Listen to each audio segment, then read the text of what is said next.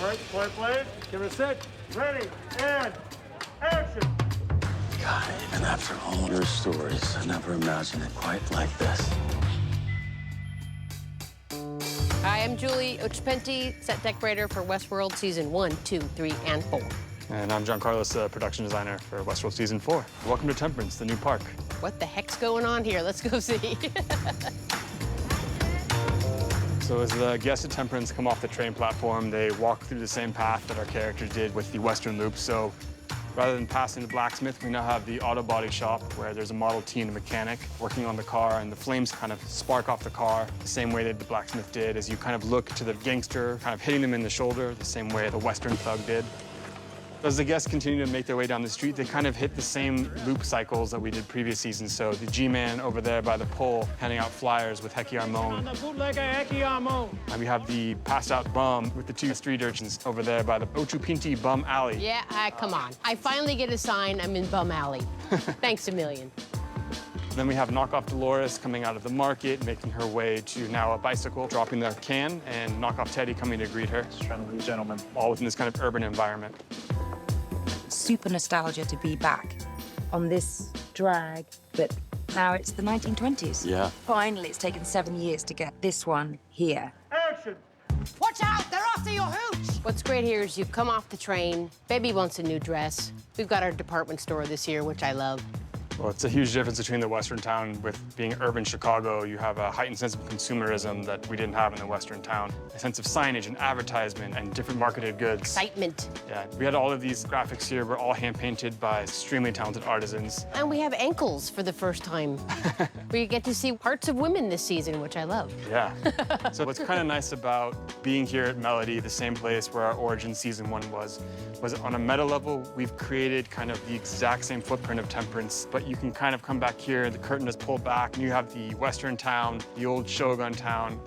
So our entire Temperance is built directly in front of the Western buildings that were the origin story from the previous seasons.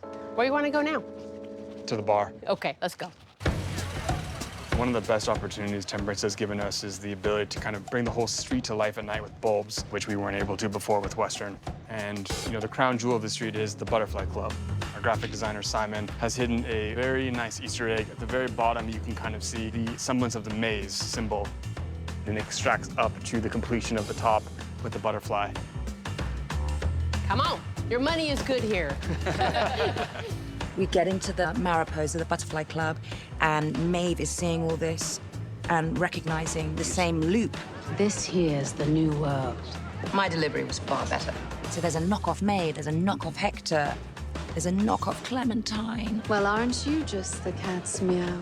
Yeah, it's fun. But here we are. Same old story.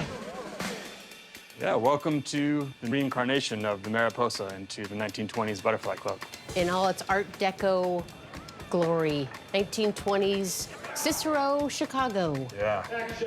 Wanted to use the bones of the Mariposa as a strong foundation.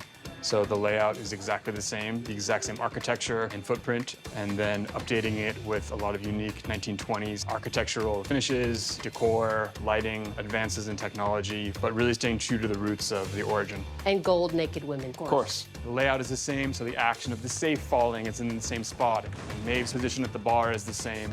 It feels like you've been here before, but it's just got a cool flavor from the previous seasons, but it's got a whole new coat of gold nakedness to it.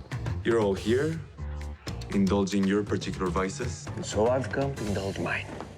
The bar itself is actually the original Mariposa bar underneath, and then we clad on with the 1920s details above, bringing in the blacks and the golds, the marble top.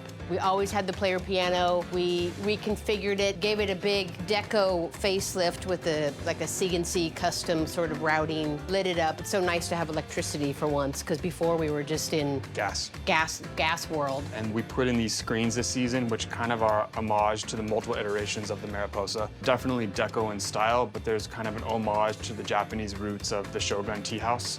So it's kind of merging all the multiple iterations that this particular facility has been in the past. I'd love to take you upstairs and show you. Your services won't be necessary, though. What? Come on, Johnny, let's go upstairs. So up here is where all the guests come to indulge in the delights of the Butterfly Club.